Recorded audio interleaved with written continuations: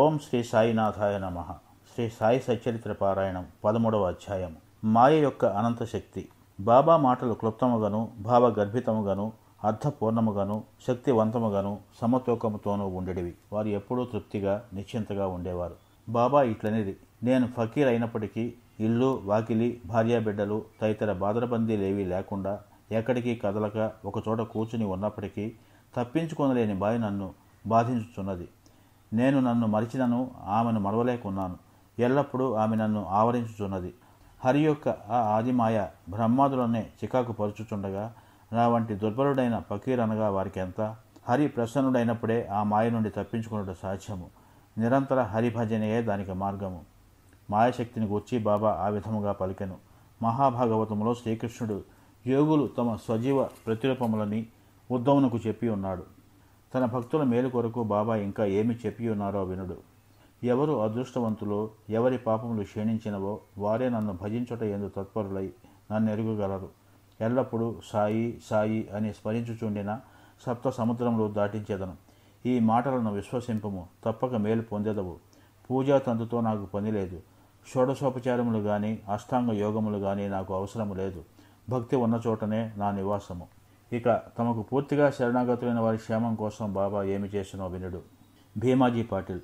పూనా జిల్లా జున్నర్ తాలూకా నారాయణగాం వాస్తవ్యుడు భీమాజీ పాటిల్ 1909వ సంవత్సరంలో తీవ్రమైన ఊపిరితిత్తుల రుగ్మతకు గురయ్యను. తుదకు అది క్షయ వ్యాధిగా పరిణమించెను.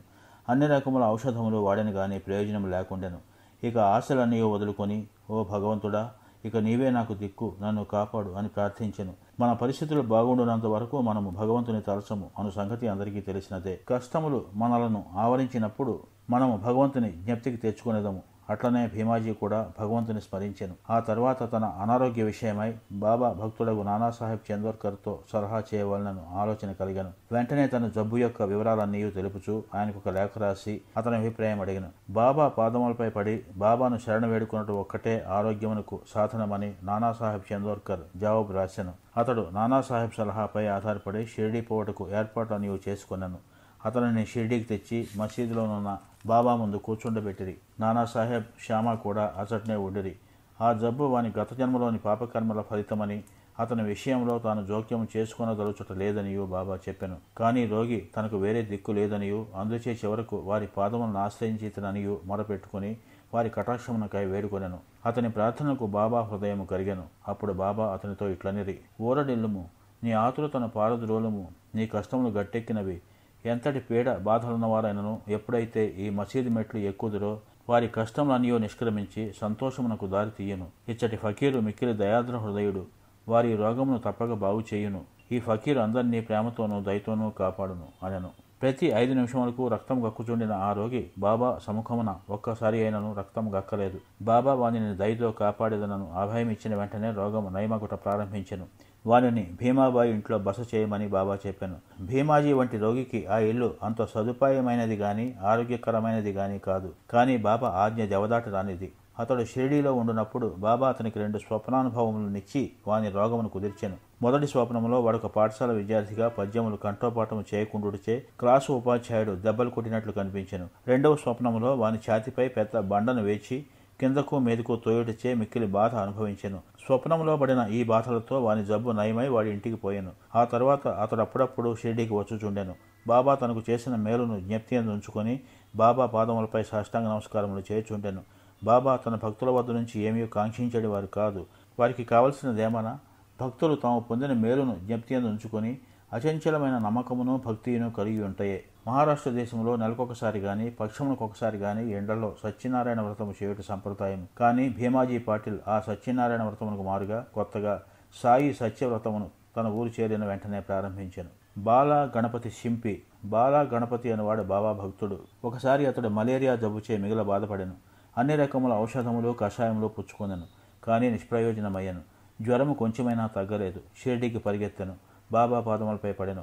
బాబా వానికి లక్ష్మీ మందిరము ముందరనున్న నల్ల కుక్కకు పెరుగన్నము కలిపి పెట్టమని చెప్పాను.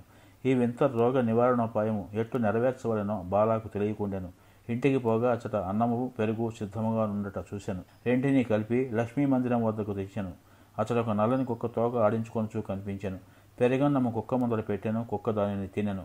అంతటితో బాలగణపతి మలేరియా జబ్బు శాశ్వతంగా పోయెను. బాపు సాహెబ్ బూటీ. ఒకానొకప్పుడు బాపు సాహెబ్ బూటీ జిగట విరేచనములతోనూ వమనములతోనూ బాధపడుచుండెను. అతని అలమారు నిండా మంచి మంచి మందులుండెను. కానీ అవేమీ గుణమివ్వలేదు. విరేచనముల వల్లను వమనముల వల్లను బాపు సాహెబ్ బాగా నిరసించెను.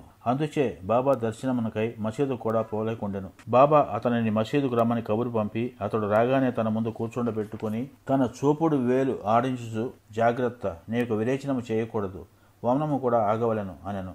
బాబా మాటల సత్తువను గనుడు వెంటనే ఆ 2 వ్యాధులు పారిపోయాను. బూటీ జబ్బు కుదిరెను. ఇంకొకప్పుడు బూటీకి కలరా సోకెను. తీవ్రమైన దప్పికతో బాధపడుచుండెను. డాక్టర్ పెళ్లి అని వైద్యుడు అన్ని ఔషధములను ప్రయత్నించెను. కానీ రోగము కుదరలేదు. బాపు సాహెబ్ అప్పుడు బాబా వద్దకు వెళ్లి ఏ ఔషధము పుచ్చుకొనినచో తన దాహము పోయి జబ్బు కుదురునని సలహా అడిగాను. బాదాం పప్పు, పిస్తా, ఆక్రోటు నానబెట్టి పాలు చక్కెరలో ఉడికించి పుచ్చుకొనినచో రోగము కుదురునని బాబా చెప్పాను. ఇది జబ్బును మరింత హెచ్చించునని ఏ డాక్టర్ అయినను చెప్పును. కానీ బాపు సాహెబ్ బాబా ఆజ్ఞను శిరసావహించెను. పాలతో తయారు చేసి దానిని సేవించెను. విచిత్రంగా రోగం వెంటనే కుదిరెను. ఆళంది స్వామి. ఆళంది నుండి ఒక సన్యాసి బాబా దర్శనమునకై షిరిడీ వచ్చెను. అతనికి చెవిపోటు ఎక్కువగా ఉండి నిద్ర పట్టుకుండెను. శస్త్రచికిత్స కూడా చేయించుకొనెను. కానీ వ్యాధి నయము కాలేదు. బాధ ఎక్కువగా ఉండెను. ఏమి చేయుటకు తోచకుండెను. తిరిగి పోవునప్పుడు బాబా దర్శనమునకై వచ్చెను. అతని చెవిపోటు తగ్గుడికి ఏదైనా చేయమని శ్యామ ఆ సన్యాసి తరపున బాబాను వేడుకొనెను. బాబా అతనిని ఇట్లా ఆశీర్వదించెను. అల్లా అచ్చాకరేగా, భగవంతుడు నీకు మేలు చేయును. ఆ సన్యాసి పూనా చేరి 1 వారముల రోజుల పిమ్మట షిరిడీకి ఉత్తరము రాసెను. ఆ ఉత్తరములో తన చెవిపోటు తగ్గిననియు, కానీ ఇంకనూ వాపు తగ్గలేదనియు వ్రాసెను. వాపు పోగొట్టుకున్నట్టుకై శస్త్రచికిత్స చేయించుకోనవలెనని బొంబాయి వెళ్ళెను. డాక్టర్లు చెవి పరీక్ష చేసి శస్త్రచికిత్స అవసరం లేదని చెప్పిరి. బాబా వాక్కుకున్న శక్తి అంత అద్భుతమైనది. కాకా మహాజని. కాకా మహాజని అను ఇంకొక భక్తుడు కలడు. అతడు నీళ్ల విరేచనములతో బాధపడుచుండెను. బాబా సేవ కాటంకము లేకుండానట్లు 1 చెంబు నిండా నీళ్లు పోసుకుని దానిని మసీదులో ఒక మూల పెట్టుకునెను. అవసరం వచ్చినప్పుడల్లా పోవుచుండెను. సర్వజ్ఞుడైన బాబాతో ఏమీయూ చెప్పనక్కర్లేదనియు, బాబాయే త్వరలో తనకు స్వస్థత చేకూర్చుననియు కాకా నమ్మెను. మసీదు ముందర రాళ్ల తాపన చేయుటకు బాబా సమ్మతించెను. కావున పని ప్రారంభమయ్యెను. వెంటనే బాబా కోపోద్దీపితుడై బిగ్గరగా అరిచెను. అందరూ పరిగెత్తి పారిపోయిరి. కాకా కూడా పరిగెడ మొదలెడిన. కానీ బాబా అతనిని పట్టుకొని అచ్చట కూర్చుండబెట్టెను. ఈ సందడిలో ఎవరో వేరుశనగ పప్పుతో చిన్న సంచిని అచ్చట విడిచి పారిపోయిరి. బాబా ఒక పిడికడు శనగపప్పు తీసి చేతులతో నలిపి పొట్టును ఊది వైచి శుభ్రమైన పప్పును కాకాకిచ్చి తినమనెను. తిట్టుట, శుభ్రపరచుట, తినుట ఒకేసారి జరుగుచుండెను. బాబా కొంత పప్పును తినెను. సంచి ఉత్తది కాగానే నీళ్లు తీసుకుని రమ్మని బాబా కాకాను ఆజ్ఞాపించెను.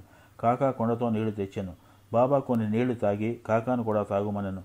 అప్పుడు బాబా ఇట్లనెను, నీ నీళ్ల విరేచనములు ఆగిపోయినవి. ఇప్పుడు నీవు రాడు తాపన చేయి పనిని చూసుకునవచ్చును. అంతలో పారిపోయిన వారందరూ తిరిగి మసీదు చేరిరి. పని ప్రారంభించబడెను. విరేచనములు ఆగిపోవడచే కాకా కూడా వారితో కలిసెను. నీళ్ల విరేచనములకు వేరుశనగ పప్పు ఔషధమా? వైద్యశాస్త్ర ప్రకారము వేరుశనగ పప్పు విరేచనములను హెచ్చించును గాని తగ్గించలేదు. ఇందు నిజమైన ఔషధం బాబా యొక్క వాక్యే. హార్దా నివాసి దత్తోపంతు. దత్తోపంతు హార్దా గ్రామ నివాసి. అతడు కడుపు నొప్పితో 14 సంవత్సరములు బాధపడెను. ఏ ఔషధము వానికి గుణము ఇవ్వలేదు. అతడు బాబా కీర్తి వినెను. వారు జబ్బులను దృష్టి చేతనే బాగు చేసేదరను సంగతి తెలుసుకుని షిరిడీ పోయి బాబా పాదములపై పడెను. బాబా అతనిని దయాదృష్టితో ఆశీర్వదించెను. బాబా అతని తలపై తమ హస్తము నుంచి ఊదీ ప్రసాదమిచ్చి ఆశీర్వదించగానే అతనికి గుణమిచ్చెను. ఆ జబ్బు వలన తిరిగి అతడు ఎన్నడూ బాధపడలేదు. ఇంకొక 3 వ్యాధులు. 1. మాధవరావు దేశపాండే మూల వ్యాధిచే బాధపడెను. సోనాముఖి కషాయమును బాబా వానికి ఇచ్చెను. ఇది వానికి గుణమిచ్చెను. 2 సంవత్సరముల పిమ్మట జబ్బు తిరగదోడెను. మాధవరావు ఇదే కషాయాన్ని బాబా ఆజ్ఞ లేకుండా పుచ్చుకునెను. కానీ వ్యాధి అధికమాయను. తిరిగి బాబా ఆశీర్వాదంతో నయమయ్యెను. 2. కాకా మహాజని అన్నగారైన గంగాధర పంతు అనేక సంవత్సరాలు కడుపు నొప్పితో బాధపడెను. బాబా కీర్తి విని షిరిడీకి వచ్చెను. కడుపు నొప్పి బాగు చేయమని బాబాను వేడెను. బాబా వాని కడుపును తమ హస్తముతో స్పృశించి భగవంతుడే బాగు చేయగలడెనను. అప్పటి నుండి అతని కడుపు నొప్పి తగ్గి వ్యాధి పూర్తిగా నయమయ్యను. 3. ఒకప్పుడు నానాసాహెబ్ చాందోర్కర్ కడుపు నొప్పితో మిగుల బాధపడెను. ఒకనాడు రాత్రింబవళ్ళు ఆ బాధతో సతమతమయ్యెను. డాక్టర్లు మందులు, ఇంజెక్షన్లు ఇచ్చిరి. కానీ అవి ఫలించలేదు. అప్పుడు అతడు బాబా వద్దకు వచ్చెను. బాబా ఆశీర్వదించెను. వెంటనే అతని జబ్బు పూర్తిగా తొలగిపోయెను. ఈ కథలనియు నిరూపించినది ఏమనా? అన్ని వ్యాధులు బాగగుటకు అసలైన ఔషధము బాబా యొక్క వాక్కు, ఆశీర్వాదములు మాత్రమే కాని ఔషధములు కావు. ఓం శ్రీ సాయినాథాయ నమః. 13వ అధ్యాయం సంపూర్ణము. శుభం భవతు.